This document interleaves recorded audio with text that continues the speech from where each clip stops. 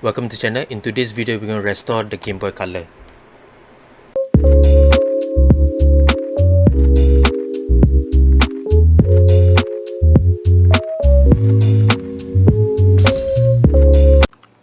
This is the Game Boy Pocket which I got recently for $10 on Carousel. It was released in 1998, making it 22 years old this year. Obvious defect would be the screen issue, but other than that, not much scratches on the body of the Game Boy. So we're going to test out with the battery to see if it's working. It powers up, means that the motherboard is still in good condition. Let's put in a cartridge to see if the cartridge reader is reading. So here I have Judge Dredd. It's a Game Boy Color game. There is sound, but it's very soft. Button seems to be working. The game is playing, but you can't see because of the burnt polarizing filter, so this need to be replaced.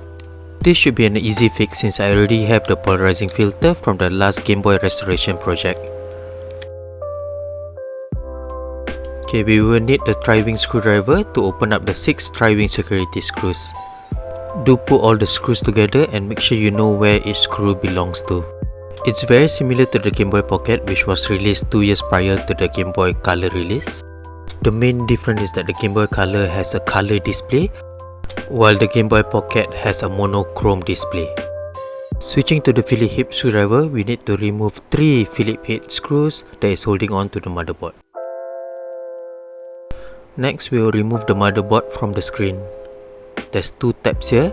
Gently open up the 2 tabs left and right. Next, lift up the ribbon cable, gently. The motherboard is now loose. Lift up the motherboard.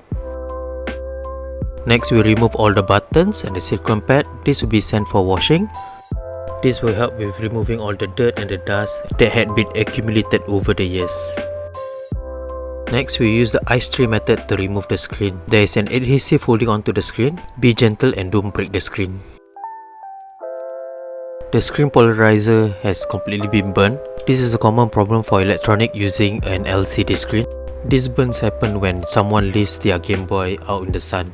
Because of the different layers in the LCD screen, when you put your Game Boy under the sun, the rays actually strike the top polarizing filter, and these rays actually bounce back from the reflective on the rear, therefore burning the top polarizing filter. Here I'm using a craft knife to remove the upper burn layer of the polarizing filter. There's a lot of adhesive residue. This needs to be removed. Take your time. This took me about 25 minutes to get all of it removed. Be gentle and be careful not to scratch the LCD glass. Using isopropyl alcohol will actually help with removing the adhesive, so you can try this method as well.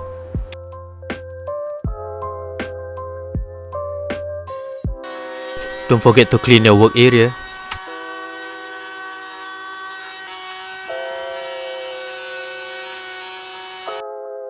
Final touch up before we apply the new polarizing filter. The screen needs to be on before we can apply the polarizing filter. Connect the screen to the motherboard. Put in the ribbon cable and secure it with the 2 tabs. We need to put on the back case so that we can use the batteries.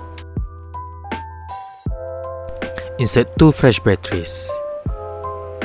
Turn it on and grab your new polarizing filter. Peel off the polarizing filter sticker and align with the screen. Sometimes the picture could be dark, means that your polarizing filter is inverted. You will need to flip the polarizing filter. Once you are satisfied, cut the filter and paste it onto the screen. Here I'm using warm soapy water, but you can also use Dettol, then scrub everything thoroughly.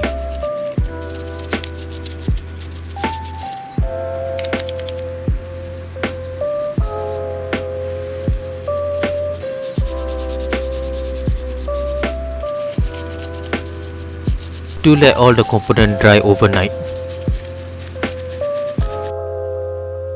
Next, we will clean the motherboard using isopropyl alcohol. Clean out the board and all the components.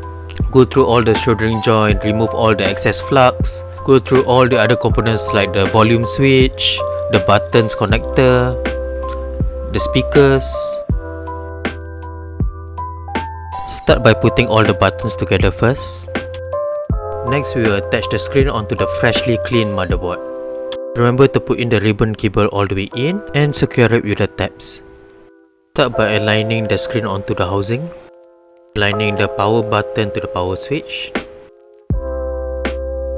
Next, we'll secure the motherboard using the 3 Phillips head screw.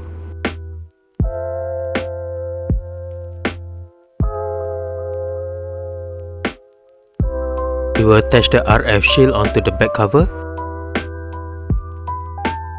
Align the back cover.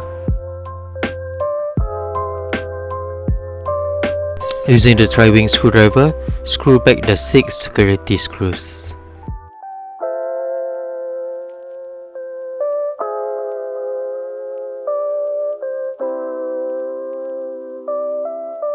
Put in 2 fresh batteries. Let's give it a go. Let's try the Pokemon Crystal this time around. So far so good. The button feels good and the Game Boy looks fresh. Cleaning the speaker does help with improving the sound of the Game Boy.